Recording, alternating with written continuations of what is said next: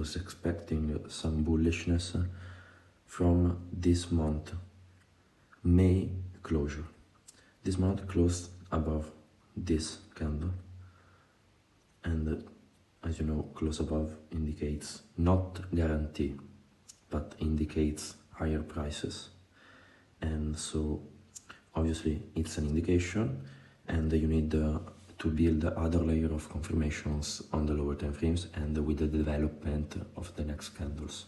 But this close above indicates to me that we want to reach, as you know, as you can see, we rejected the 50% of this week, this long week that stabbed into this rejection block. Here, a trade that Romeo took, if you paid attention, but we rejected the 50% of this week, closing above this. And so the body of this candle was likely the wick of either the wick of the body, in this case the body, acted like a bullish order block to send price higher to the wick. So this was the macro perspective, and keeping this in mind, on the weekly we can very clearly see that the body refused to close below this intermediate term high inside this daily FG.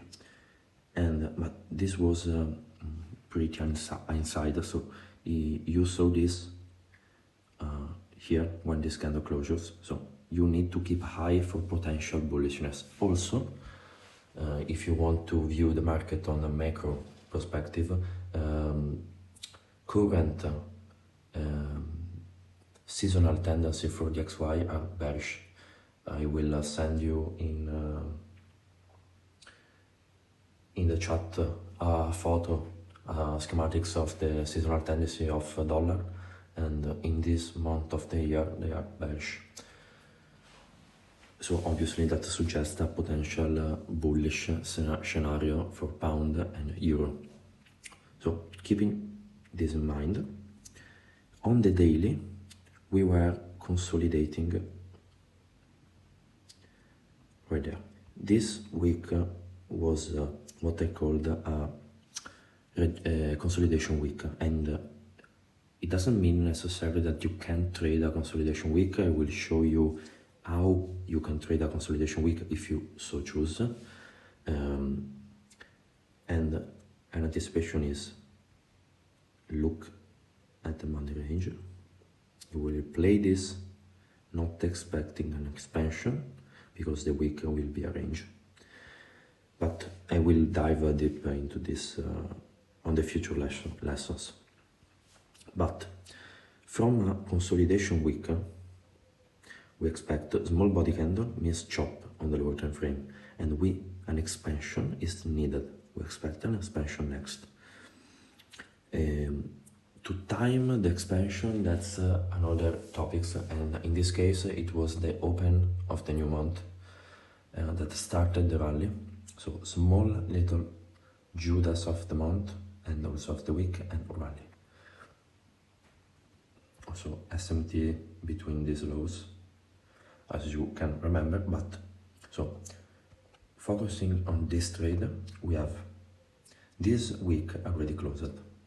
So a huge expansion week towards, and the obvious target was previous month high, this.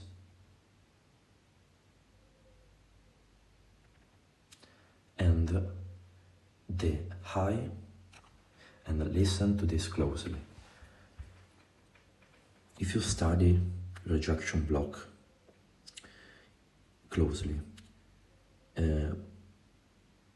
you will see that rejection block are truly an amazing PDRA, and that they provide a beautiful entry, precise entry, and precise exit, because I always suggest to everyone to close the trade at rejection blocks, unless they are already tapped, obviously. Rejection block, in this case, if you were long from down here, and if you go on my tweet, I quote the low of GU, and I closed the trade almost here. But if you were long and you were aiming for the week, this week, you would stand all this retracement and chop before the week will be taken. So always close the trade at rejection block, because most of the time they will provide a reaction before the week is taken. So in this case, the reaction was already provided. So the probability that price will run through this high, also relative equal to this, was very, very high. So previous month high was the conservative target, and that's where I closed my trade. I didn't hold for this. This was it during the CPI event. But, so, keeping in mind all this, we were in this, I will use the replay that I earned taking this live, but this is what we were seeing. As you know, we plan the week on Sunday, we skip Monday, and we look to enter on Tuesday. And I will expand on that on the next videos. But this was the scenario in front of our eyes. And without the context that I already give you, only looking at this chart, the most likely expansion of the next weekly candle will be towards, at least towards this high. We don't want to predict the closure of the candle, we only want to trade the expansion, and the expansion is all we need. So, let's remove, and so I keep my chart clean all the time. So I want to have only some level highlighted, in this case the draw, and I want to find a higher time frame PDRA, higher time frame relative to the time frame I'm watching the power of 3 of the candle. So on the weekly I don't see anything. On the daily I see this beautiful FVG formed after Monday, and one of my rules, and again I will expand on the rules, I will expand on the system, I will expand on my personal approach later. But one of the rules, if I'm trading the weekly range, and only if I'm trading the weekly range, is skip Monday. So like, if I'm trading the daily, I will skip Asia. And that's some food for thought. But we skip Monday, and we see, I saw this FVG formed. So the FVG paired with the Monday range, as you know, Tuesday has the 70% chance of printing the actual higher low of the week. So FVG, daily FVG paired with the Monday range, paired with higher time frame institutional order flow towards previous month high, this was a high probability trade. We go down to the hourly, the time frame I like to use to frame the weekly profile, and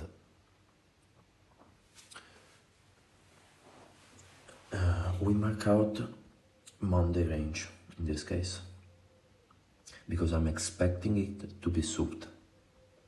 So Monday is from 17 to 17, the daily range, and I marked manipulation time this line. Try to understand why.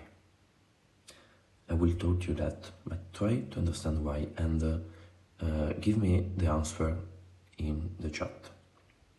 However, Tuesday open as a session consolidates around where 50% of Monday range, CRT, candle range. This is the correct way of using candle range, candle 1, candle 2, Tuesday, candle 3, distribution Wednesday. However, Tuesday opens, consolidates, fake breakout, all the buyers, and I have some, I don't know if you saw, but someone on the UTS group actually bought here, but consolidates, false retail trap there, of course someone bought here, breakdown, someone sold down there, break up, rejection block, and fast, sharp move into our higher time frame PDRA, higher time frame key level, below, stabbing, this is a stab, a fast move and a failure to displace below this low, creating also an what the fuck is the an SMT divergence with pound. So British pound, no, sorry, with the euro. So euro, I'm down. So euro failed to take Monday low. So what the fuck am I doing? So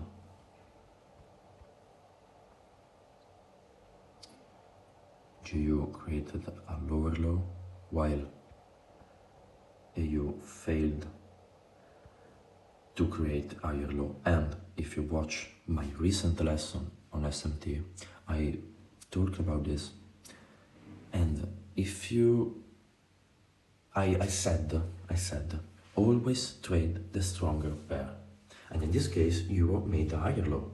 But the reason, and euro expand also, so there were no wrong answer in this case. But the reason I choose, and I saw euro, but the reason I chose to trade GU, and as you know the delivery was far cleaner, was because on the higher time frame, on the daily, it was far bullish than euro. As you know, it was far bullish than euro. The probability were higher, the setup was cleaner, far cleaner. And so you need to factor in also the higher time frames before taking a decision on which pair to trade. Or you can trade them all. At the end of the day, even if you choose the slow pair, the weaker pair, in this case, both will move upwards because they are correlated pair. So if you are right, the trade will be played out anyway. The SMT stronger versus weaker trick is a more advanced topic, and I gave you all you need in that lesson. Also factor in the higher time frames. That's why I chose GU. However, Tuesday, let's come back to us. Tuesday, stabbed candle number 2, stabbed into our higher time frame key level. At what time of the day? And on UTS, they asked me, how did you enter right here if there was no lower time frame change of state of delivery, even on the 15-minute? Yeah, there was this that actually supported price towards the Asian session of Wednesday. However, I didn't wait. I entered here. And the reason I entered was time of day. It was towards the end of Tuesday candle, and there isn't an algorithmic mathematical way to say this. It is experience, and with experience you will begin to trust price action. You will get a feel for price action, but I will explain the better I can. So it was here the candle, the actual daily candle of Tuesday closes on 17, 5 p.m. So from the open on 17 to the close, it was a consolidation, seek and destroy profile, fast move down, and this was towards the end of the candle. And as you know, Tuesday will make the higher low 70% of the time. With an SMT, I entered here confident that towards London close and New York close, price will move upwards, and Asian session won't take this low out. However, my stop loss was a bit conservative, and I put my stop below this hourly wick consequent encroachment. So my stop was at, if I remember the level correctly, was here, more or so. Yeah, my stop was just below the consequent encroachment. Highly unlikely to be tapped, but if it was tapped, I wanted to see a immediate reaction from Asia. As you know, Asia spikes, but didn't take out this low. So my idea was not even closely invalidated, and the trade looked like this. Entry, a stop loss, target 1, Monday high, target 2, previous month high. This was the trade, and yeah, so partial at Monday high, closed the trade here. Could have let a partial in hindsight from previous, the high that I talked about, right here. However, hindsight is a dangerous beast. In this market condition, I prefer to keep this. I risked 0.8% to make almost a 7.5% return, a 7% return. It was the trade, clean one, nobody taking it, nobody, and the cleanest one of all. I hope you enjoyed, and see you in the next